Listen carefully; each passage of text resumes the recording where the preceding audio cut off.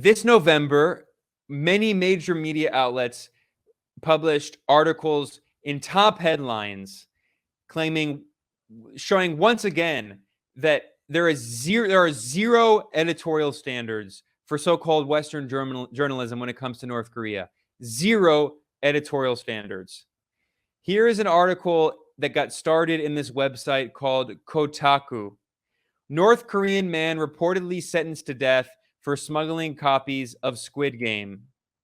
If you've been following the news in any way over the past week, you've probably seen insane amounts of fake news about this. Here's Business Insider.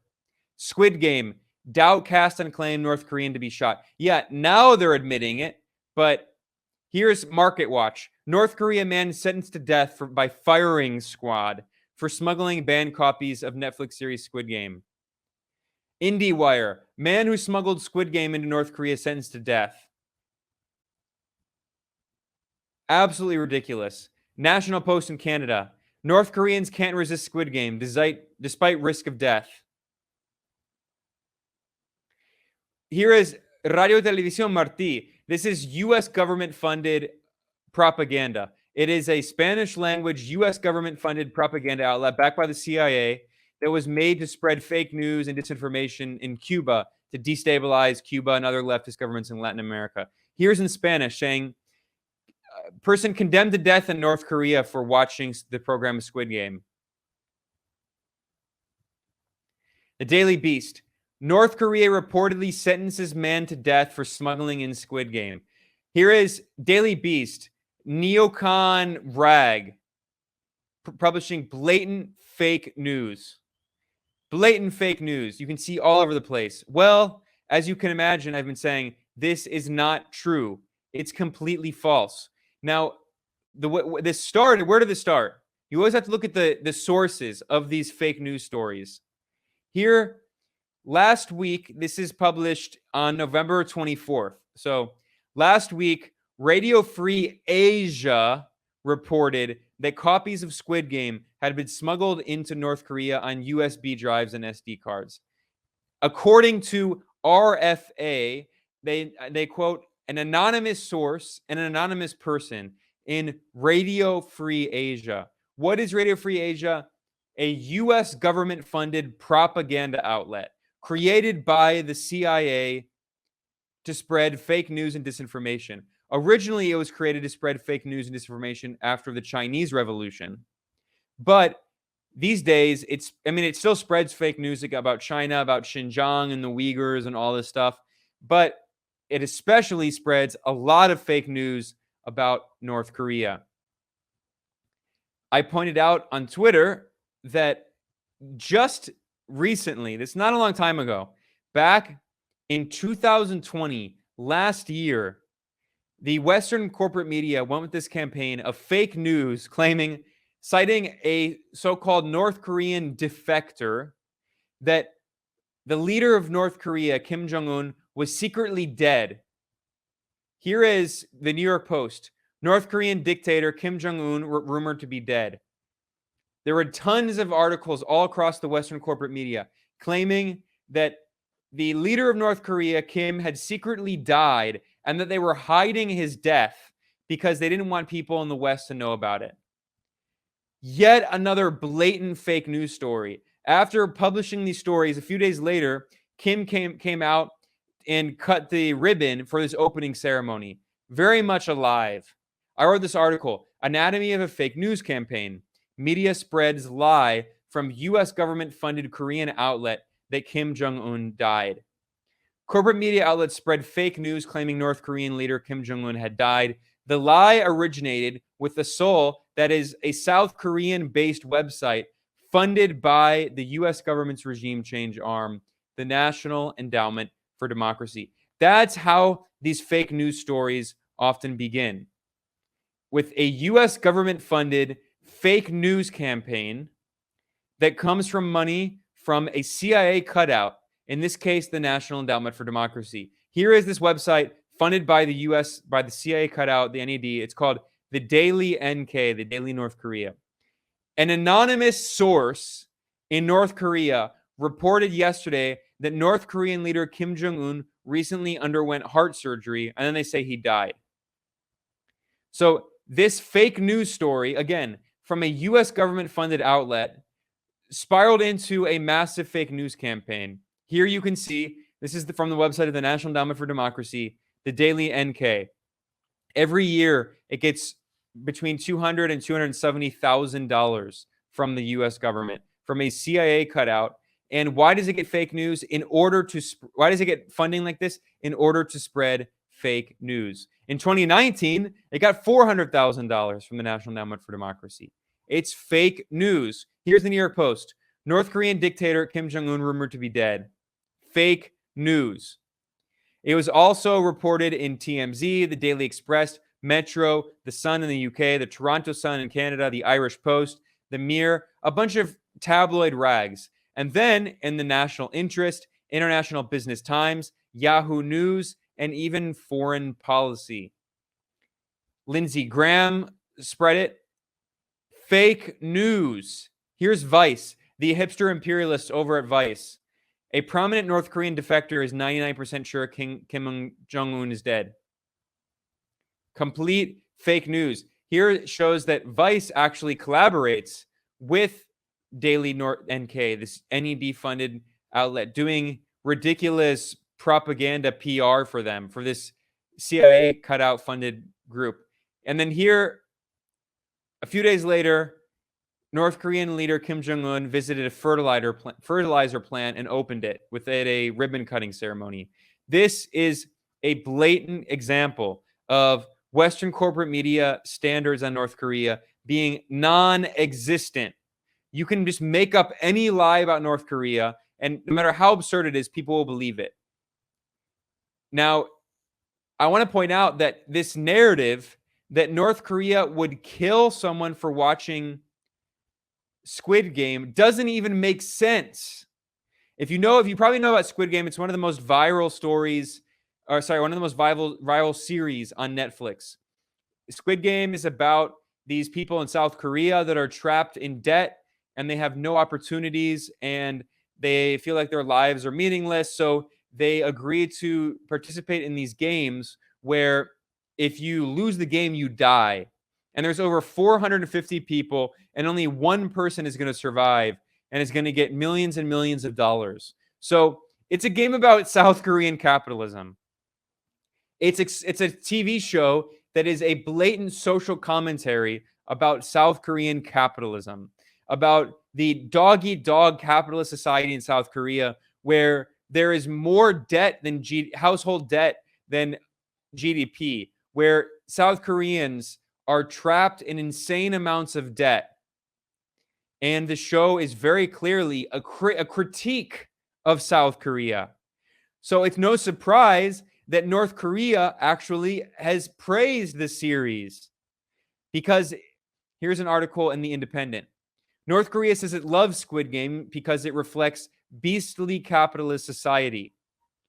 There is this media outlet, a state-backed media outlet in the DPRK called Arirang Meari. It published an article in which it said the show shows the reality of capitalist society in South Korea, in which, quote, people are treated like chess players. It shows the corruption and immoral scoundrels. So this is a blatant example of North Korea saying that it considers the show a positive show that critiques beastly capitalism in South Korea. North Korea has also criticized K-pop for its, quote, slave-like exploitation. So we're supposed to believe that North Korea, that praised this TV show, Squid Game, for being a social commentary about debt and capitalism in South Korea, that North Korea would kill someone for supposedly sneaking in the show on a USB drive, even though North Korean state media outlets actually praised the show. It doesn't even make sense. It's ridiculous fake news. No one who knows anything about North Korea believes this nonsense. But what is Radio Free Asia? The outlet that is responsible for propagating this fake news. Here is the New York Times, U.S. government mouthpiece, the New York Times, back in 1977. Worldwide propaganda network built by the CIA. And it's talking about how during the first Cold War, the CIA created an apparatus of fake news outlets to spread disinformation against communist forces in Asia. It's talking all about the operation here.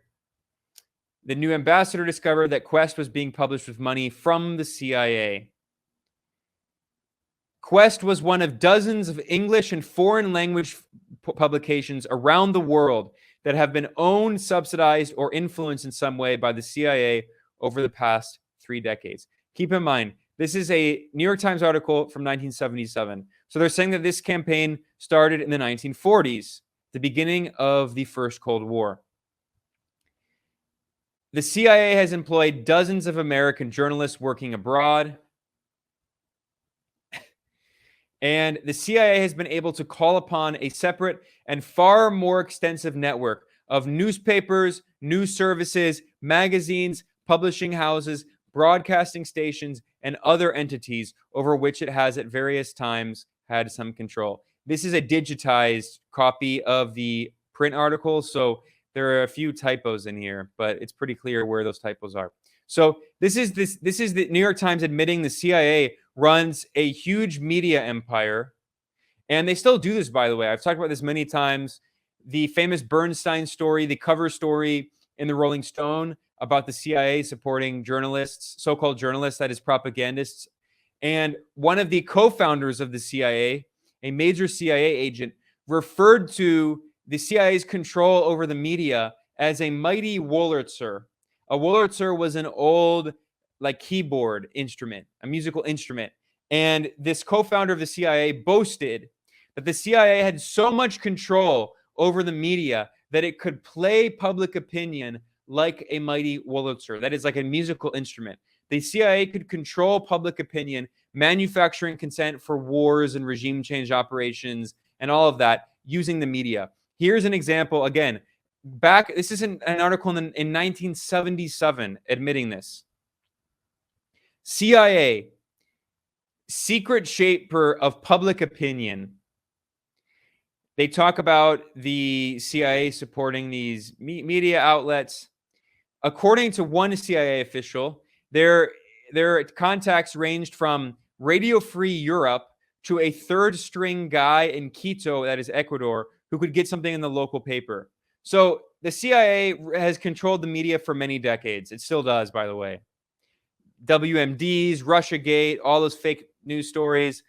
The babies in incubators supposedly in Iraq. Supposedly Gaddafi giving people Viagra, his soldiers Viagra to sexually assault women, or the so-called Syrian chemical attacks and all that. It's all CIA fake news.